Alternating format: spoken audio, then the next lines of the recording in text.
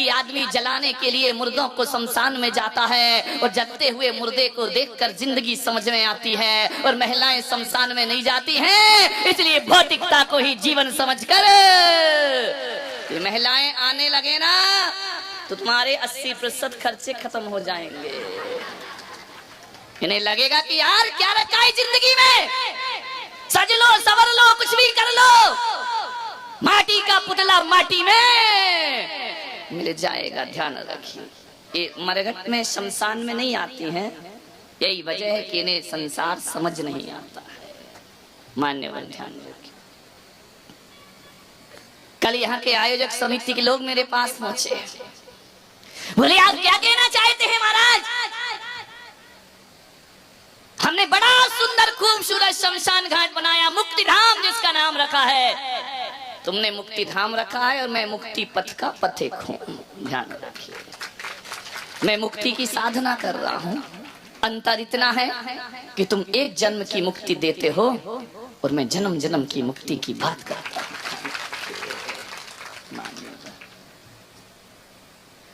बड़ा खूबसूरत शमशान घाट,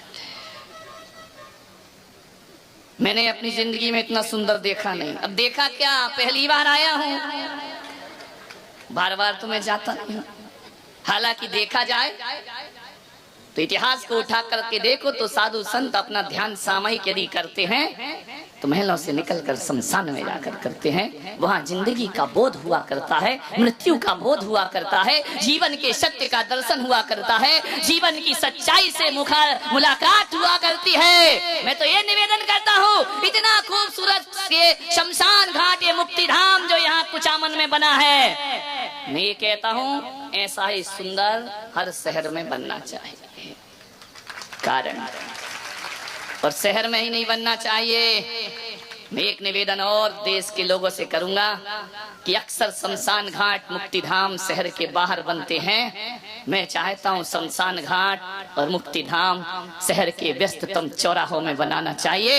ऐसी जगह बनाना चाहिए जहां से हजारों लोग निकला करते हैं, हजारों जिंदगियां जहां से निकला करती है। अरे ऐसे व्यस्त चौराहे पर शमशान घाट बनाए जाना चाहिए, ऐसी जगह शमशानों का निर्माण होना चाहिए। ये जो दुनिया भाग रही है, भागम भाग मची है, ये लक्ष्यहीन दौड़, हर आदमी भाग रहा है। मैंने दिल्ली के चांदनी चौक में देखा, भागते जा रहा, भागते जा रहा, भागते जा रहा, उसके पीछे दूसरा भाग रहा, उसके पीछे तीसरा भाग रहा। मैंने पहले से पूछा, ओ भाई कहाँ भाग रहे हो? बोले मुझे नहीं मालूम, वो आगे वाला भाग रहा, मैं उसके पीछे भाग रहा हूँ। मैंने तीसरे से पूछा, तू कहाँ भाग रहा? अरे बोले वो भाग रहा इसलिए मैं भाग रहा हूँ। सारी दुनिया को नहीं मालूम कि भाग दौड़ किस लिए है। एक को देखकर दूसरी दुनिया भाग रही है। बड़े बड़े ट्रैफिक पुलिस का इंतजाम किया जाता है, चौराहा चौराहा पर ट्रैफिक पुलिस लगी हुई है। मैं कहता हूँ ट्रैफिक पुलिस हटाओ और चौराहों पर शमशान घाट बनाओ। देखना भागती हुई दुनिया को थमने में फिर ज्यादा देर ना लगेगी।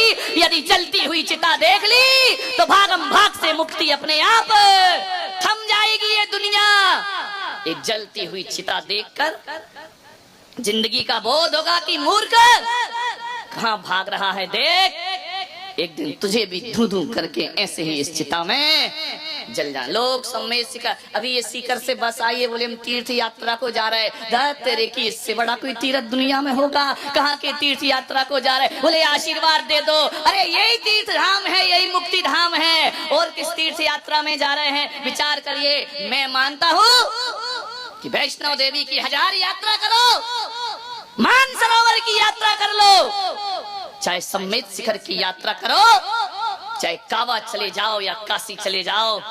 अरे ये तीर्थ जीवन में वो परिवर्तन नहीं करते हैं। मैं तो कहता हूँ तीर्थ यात्रा करो या ना करो, रोज आदमी को शमशान की यात्रा जरूर करना चाहिए। क्योंकि जो जीवन शमशान बदला करता है, जो जीवन चलती हुई चिता बदला करती है, वैसा परिवर्तन शायद अब तुम्हारे तीर्थों से होने वाला।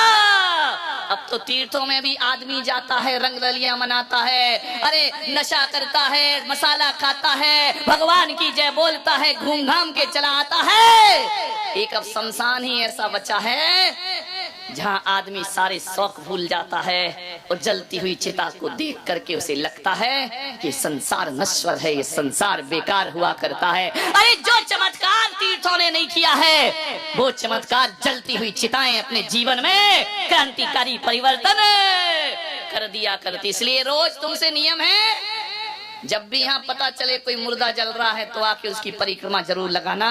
अरे मंदिर की परिक्रमा भूल जाओ लेकिन मुर्दे की परिक्रमा कभी